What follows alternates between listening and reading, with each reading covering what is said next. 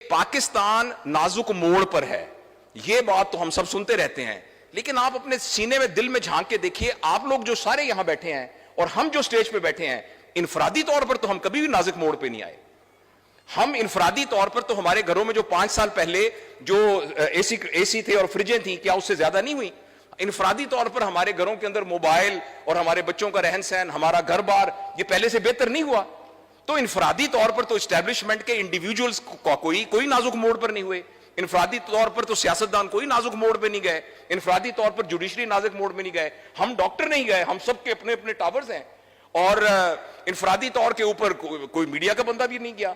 फिर ये कैसा दरख्त है कि जिसके तने ठीक हैं, जिसकी जड़ ठीक है, जिसकी शाखें ठीक हैं, मगर इस पर फल नहीं उगते, सिर्फ कांटे उगते हैं।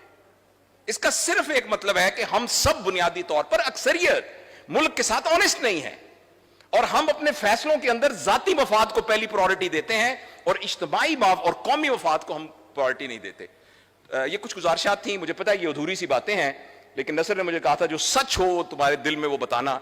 मैं आखिर में बस यही गुजारिश करूंगा कि किसी तरीके से हम कुछ करें।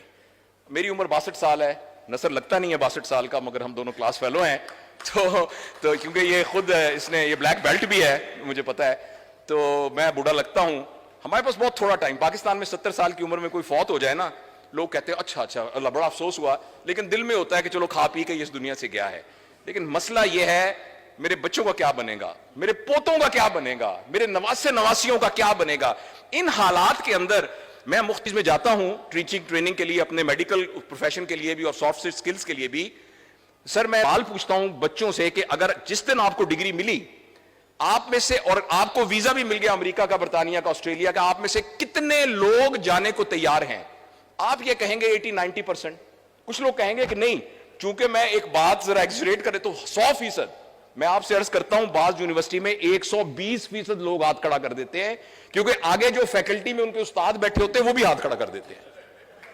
तो ये बात में, इस बात के ऊपर हमें एक हंसी आई है, लेकिन सर हमारा नौजवान यहां रहना नहीं चाहता, वो यहां से भागना चाहता है। तो इसके लिए हमें कुछ करना पड़ेगा।